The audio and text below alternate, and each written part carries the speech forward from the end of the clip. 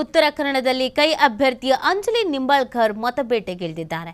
ಅಂಜಲಿ ಪರ ಕಾರವಾರ ಕೈ ಜಿಲ್ಲಾಧ್ಯಕ್ಷ ಸಾಹಿ ಗಾಂವ್ಕರ್ ಪ್ರಚಾರವನ್ನ ಮಾಡ್ತಾ ಇದ್ದಾರೆ. ನಮ್ಮ ಪಕ್ಷ ಗೆಲ್ಲುತ್ತೆ ಅನ್ನೋದನ್ನ ಸಮೀಕ್ಷೆಗಳು ಹೇಳ್ತಾ ಇದೆ.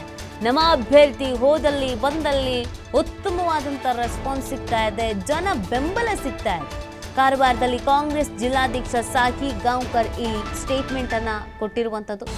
ಕಾಂಗ್ರೆಸ್ ಅಭ್ಯರ್ಥಿ ಅಂಜಲಿ ನಿಂಬಾಳ್ಕರ್ ವೃತ್ತಿಯಲ್ಲಿ ವೈದ್ಯ, ಪಕ್ಷದಲ್ಲಿ ಹಲವು ಜವಾಬ್ದಾರಿಗಳನ್ನು ನಿರ್ವಹಿಸಿದ್ದಾರೆ. ಖಾನಾಪುರದಲ್ಲಿ ಅಂಜಲಿ ಶಾಸಕಿಯಾಗಿ ಕೆಲಸವನ್ನ ಕೂಡ ಮಾಡಿದ್ದಾರೆ. ಅಂಜಲಿಗೆ ಜಿಲ್ಲೆಯ ಸಮಸ್ಯೆಯನ್ನ ಪರಿಹರಿಸಬಲ್ಲ ಸಾಮರ್ಥ್ಯ ಕೂಡ ಇದೆ. ಅಂಜಲಿಗೆ ಎಲ್ಲರೂ ಮತ ನೀಡಿ ಗೆಲ್ಲಿಸಬೇಕಾಗಿದೆ ಅಂತ ಈ ಸಂದರ್ಭದಲ್ಲಿ ಸಾಹಿ ಗಾಂವ್ಕರ್ ಕೇಳಿಕೊಂಡಿದ್ದಾರೆ. ಅಂಜಲಿ ಪರವಾಗಿ ಮತಬೇಟೆಗಿಳಿದಿದ್ದಾರೆ. ಈ ಸಂದರ್ಭದಲ್ಲಿ ಗೆದ್ದೇ ಗೆಲ್ತೀವಿ ಅನ್ನುವಂಥ ಭರವಸೆಯ ಮಾತುಗಳನ್ನು ಆಡ್ತಾ ಇದ್ದಾರೆ. ಅನೇಕ ಸಮೀಕ್ಷೆಗಳು ಕೂಡ ಅದನ್ನೇ ಹೇಳಿದೆ. ಜೊತೆಗೆ ಅಂಜಲಿ ಅವರಿಗೆ ಅನುಭವ ಇದೆ, ಗೆಲ್ಲುವಂಥ ಕೆಪಾಸಿಟಿ ಕೂಡ ಇದೆ ಅನ್ನುವಂಥ ರೀತಿಯಲ್ಲಿ ಅವರು ಮಾತನಾಡಿದ್ದಾರೆ. ಹೆಚ್ಚಿನ ನಾಯಕರಾದಂತಹ ದೇಶಪಾಂಡೆ ಸಾಹೇಬರಿಗೆ ಹಾಗೂ ಸಾಹಿ ಗಾಂವ್ಕರ್ ಅವರಿಗೆ, ಭೀಮಣ್ಣ ಸಾಹೇಬ್ ಅವರಿಗೆ, ಈ ಭಾಗದ ಎಲ್ಲ ಜನಪ್ರತಿನಿಧಿಗಳು ಹಾಗೂ ಕಾಂಗ್ರೆಸ್ಸಿನ ಕಾರ್ಯಕರ್ತ ಬಂಧುಗಳು ಅಭಿನಂದನೆಯನ್ನು ಸಲ್ಲಿಸ್ತಾ ಇದ್ದಾರೆ. ಚುನಾವಣೆಯ ಬಿಸಿ ಏರ್ತಾ ಇದೆ. ಬಿಸಿಲಿನ ತಾಪ ಹೇಗೆ ಹೆಚ್ಚಾಗ್ತಾ ಇದೆಯೋ ಹಾಗೆ ಚುನಾವಣೆಯ ಕಾವು ಕೂಡ ಏರುತ್ತಾ ಇದೆ. ಎಲ್ಲ ಕಡೆ ಹೋಗುವುದಲ್ಲ, ನಮ್ಮ ಪಕ್ಷ ಗೆಲ್ತದೆ ಅಂತ ಜನ ಮಾತನಾಡಲಿಕ್ಕೆ ಹತ್ತಿದ್ದಾರೆ. ಸಮೀಕ್ಷೆಗಳು ಕೂಡ ನಮ್ಮ ಪರವಾಗಿ ನಿಂತಿವೆ. ಅಂದರೆ ನಮ್ಮ ಚುನಾವಣೆಯಲ್ಲಿ ನಾವು ಗೆದ್ದೇ ಗೆಲ್ತೇವೆ ಎಂಬ ಭರವಸೆಯನ್ನು ಇವು ಕೂಡ ಸಮೀಕ್ಷೆಗಳು ಕೂಡ ಹೇಳ್ತಾ ಇವೆ. ಹಾಗಾಗಿ ನಮ್ಮ ಅಭ್ಯರ್ಥಿಗೆ ನೀವು ಆಶೀರ್ವಾದ ಮಾಡಬೇಕು, ಅವರನ್ನು ಗೆಲ್ಲಿಸಬೇಕಂತ ನಾವು ಕಳಕಳಿಯಿಂದ ಬೇಡ್ಕೊಳ್ತಾ ಇದ್ದೇನೆ. ಡಾಕ್ಟರ್ ಅಂಜಲಿ ನಿಂಬಾಳ್ಕರ್ ಬಗ್ಗೆ ತಾವೆಲ್ಲ ತಿಳಿದಿರಬಹುದು. ಮಾಧ್ಯಮಗಳ ಮುಖಾಂತರ, ಪತ್ರಿಕೆಗಳ ಮುಖಾಂತರ, ಹಾಗೆ ಅನೇಕ ಸಭೆ ಸಮಾರಂಭಗಳಲ್ಲೂ ಕೂಡ ತಾವು ನೋಡಿರಬಹುದು. ಅಂಜಲಿ ನಿಂಬಾಳ್ಕರ್ ಅವರು ಮೂಲತಃ ವೈದ್ಯರು, ಗೈನೋಕಾಲಜಿಸ್ಟ್, MBBS ಪದವಿದ್ದಾರೆ, MS ಮಾಡಿದ್ದಾರೆ. ಹಲವು ಡಿಗ್ರಿಗಳನ್ನು ವೈದ್ಯಕ ರಂಗದಲ್ಲಿ ಪಡ್ಕೊಂಡಂಥವರು. ರೋಗಿಗಳ ಸೇವೆಯನ್ನು ಮಾಡಬೇಕೆಂಬ ಉತ್ಕಟ ಮನಸ್ಸಿನಿಂದ ಈ ಒಂದು ಕಾರ್ಯಕ್ಕೆ ಬಂದಂಥವರು. ಆದರೆ ಇಷ್ಟಕ್ಕೆ ಅವರ ಕಾರ್ಯ ಮುಗಿಯಲಿಲ್ಲ. ರಾಜಕೀಯ ರಂಗ ಅತ್ಯಂತ ದೊಡ್ಡ ಕ್ಷೇತ್ರ, ಸಮಾಜ ಸೇವೆಗಾಗಿ ಎಂಬುದನ್ನು ಮನಗೊಂಡುಕೊಂಡು ಅವರು ರಾಜಕೀಯ ಕ್ಷೇತ್ರಕ್ಕೆ ಬಂದರು. ಕೆಪಿಸಿಸಿಯಲ್ಲಿ ಹಲವು ಹುದ್ದೆಗಳನ್ನು ಪಡ್ಕೊಂಡ್ರು. ಅದರ ಜೊತೆಯಲ್ಲಿ ರಾಜಕೀಯದಲ್ಲಿ ತಮ್ಮದೇ ಆದ ಛಾಪನ್ನು ಒತ್ತಿದ್ರು.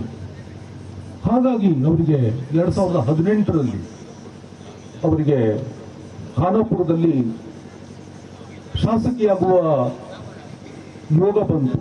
2018ರಲ್ಲಿ ಅವರು ಖಾನಾಪುರದ ಶಾಸಕಿಯಾಗಿ ಪ್ರಥಮ ಬಾರಿಗೆ ಆರಿಸಿ ಬಂದರು. ನಮ್ಮ ಕಾಂಗ್ರೆಸ್ ಪಕ್ಷ ಪ್ರಥಮ ಬಾರಿಗೆ ಆರಿಸಿ ಬಂತು. ಅದು ಒಂದು ಮಹಿಳೆ ಆರಿಸಿ ಬಂದಿದ್ದು ನಮ್ಮ ಕಾಂಗ್ರೆಸ್ ಪಕ್ಷದ ಅತ್ಯಂತ ಹೆಮ್ಮೆ ಅಂತ ನಾನು ಈ ಸಂದರ್ಭದಲ್ಲಿ ಹೇಳಿ ಬಯಸ್ತಾ ಇದ್ದೇನೆ. ಹಾಗೆ ಈ ಕಳೆದ 30-35 ವರ್ಷಗಳ ಚುನಾವಣೆಗಳನ್ನು ತಾವು ನೋಡಿರಬಹುದು. 30 ವರ್ಷಗಳಲ್ಲಿ ಬಿಜೆಪಿ ಪಕ್ಷ ಆಡಳಿತ ನಡೆಸಿದೆ. 5 ವರ್ಷ ನಮ್ಮ ಕಾಂಗ್ರೆಸ್ ಪಕ್ಷ ಆಡಳಿತ ಮಾಡಿದೆ. ಅದು ಮಾರ್ಗ್ರೆಟ್ ಆಳ್ವಾಜಿಯವರ ಕಾಲದಲ್ಲಿ. ಆದರೆ 30 ವರ್ಷಗಳಲ್ಲಿ ಏನು ಸಾಧನೆ ಮಾಡಲಿಲ್ವೋ ಅದನ್ನು 5 ವರ್ಷದಲ್ಲಿ ನಮ್ಮ ಕಾಂಗ್ರೆಸ್ ಪಕ್ಷ ಅಂದ್ರೆ ಮಾರ್ಗ್ರೆಟ್ ಆಳ್ವರು ಮಾಡಿ ಕಾಣಿಸಿದ್ದಾರೆ. ಇದು ನಮ್ಮ ಕಾಂಗ್ರೆಸ್ದ ಹೆಗ್ಗಳಿಕೆ. ಇವತ್ತು 8 ವಿಧಾನಸಭಾ ಕ್ಷೇತ್ರಗಳು ಇಲ್ಲಿ ನಿರ್ಣಾಯಕ ಪಾತ್ರವನ್ನು ವಹಿಸಲಿವೆ. ಅದರಲ್ಲಿ 5 ಶಾಸಕರು ನಮ್ಮೂರಿದ್ದಾರೆ. 3ರಲ್ಲಿ ಈಗ ಯಲ್ಲಾಪುರದಲ್ಲಿ ಸಹಸ್ರ ಸಂಖ್ಯೆಯಲ್ಲಿ ಬಿಜೆಪಿ ಜನ ನಮ್ಮ ಪಕ್ಷವನ್ನು ಸೇರಿದ್ದಾರೆ. ಕುಮಟಾದಲ್ಲಿ ಎಲ್ಲ ಮನಸ್ಸುಗಳು ಕೂಡ ಇವತ್ತು ಒಂದಾಗಿವೆ. ಖಾನಾಪುರದಲ್ಲಿ ನಮ್ಮ ಅಭ್ಯರ್ಥಿಯೇ ಚುನಾವಣೆಗೆ ನಿಂತದ್ರಿಂದ ಅಲ್ಲಿ ಕೂಡ ಹೆಚ್ಚಿನ ಮತಗಳನ್ನು ನಾವು ಕ್ರೋಢೀಕರಿಸಬಹುದು. ಇವೆಲ್ಲ ಸಮೀಕ್ಷೆಗಳ ಪ್ರಕಾರವಾಗಿ ನಮ್ಮ ಅಭ್ಯರ್ಥಿ ಇವತ್ತು ಗೆದ್ದೇ ಗೆಲ್ತಾರೆ ಅಂತ ನಮಗೆ ಭರವಸೆಯನ್ನು ನಾನು ನೀಡುತ್ತಾ ಇದ್ದೇನೆ. ಕಾಗೇರಿಯವ್ರ ಬಗ್ಗೆ ಗೊತ್ತಿರಬಹುದು. 6 ಸಲ ಈ ಕ್ಷೇತ್ರದ 3 ಸಲ ಸಿರಿಸಿಯಿಂದ, 3 ಸಲ ಅಂಕೋಲದಿಂದ ಆರಿಸುವುದಂತೂ. ಆದರೆ ಪ್ರಗತಿ ಮಾತ್ರ ಶೂನ್ಯ. ಯಾವ ಕೆಲಸವನ್ನು ನಮ್ಮ ಕಣ್ಣು ಕಾಣುವಂತ ಒಂದು ಕೆಲಸವನ್ನು ಮಾಡಿದ್ದು ನಾವಂತೂ ನೋಡಿಲ್ಲ.